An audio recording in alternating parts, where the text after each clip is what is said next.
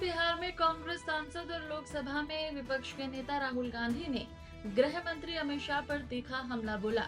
उन्होंने कहा कि शाह कई बार दावा कर चुके हैं कि भाजपा सरकार 40-50 साल तक चलेगी। राहुल गांधी ने सवाल उठाया कि आखिर उन्हें कैसे पता कि वो इतने लंबे समय तक सत्ता में रहेंगे।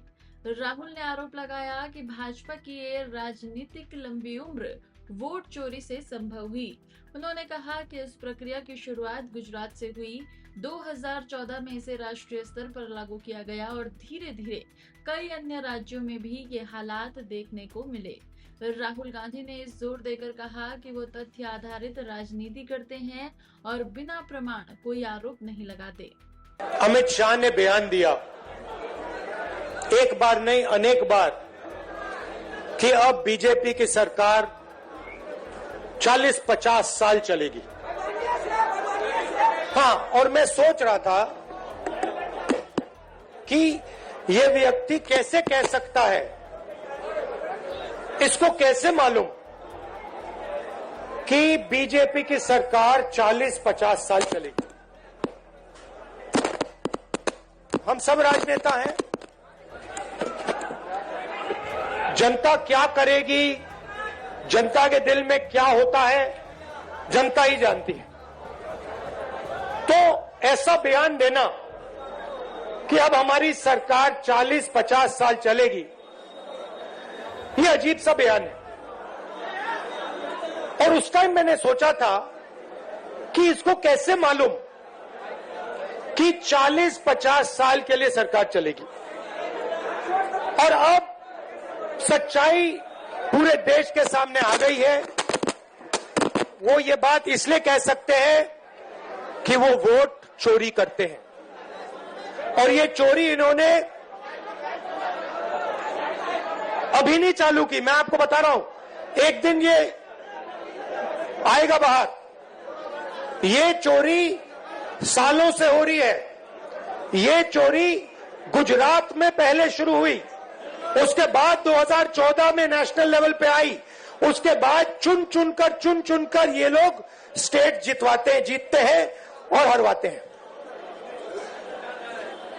और ये बात मैं नहीं कहता था क्योंकि मेरे पास सबूत नहीं था, क्योंकि मैं आमतौर से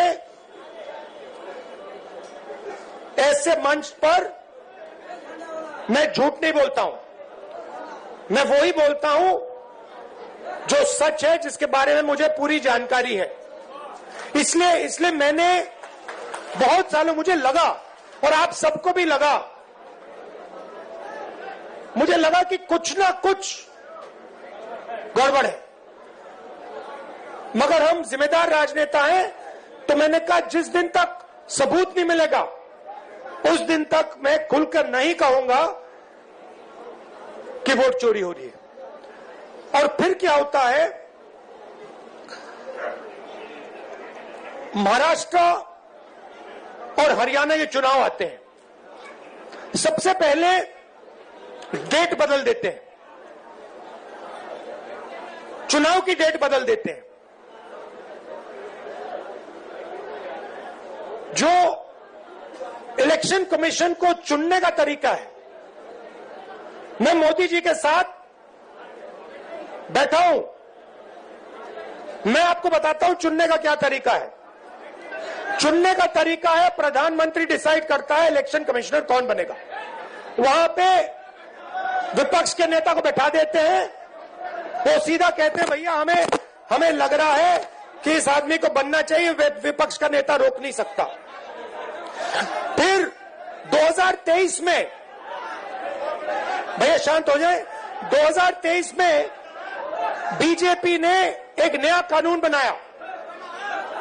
क्या था कि इलेक्शन कमिश्नर पर कोई केस नहीं लगाया जा सकता है। आप सोचिए, हिंदुस्तान के सब नागरिक पर केस लगाया जा सकता है। आप कुछ गलत करो, पुलिस आ जाएगी, एफआईआर हो जाएगा। 2023 तक इलेक्शन कमीशन और इलेक्शन कमिश्नर पर केस किया जा सकता था। 2023 में छुपे छुपे बीजेपी ने कानून बदला। नया कानून कहता है कि इलेक्शन कमिश्नर पर कोई जुडिशियल कार्रवाई नहीं की जा सकती, कोई केस नहीं लगाया जा सकता।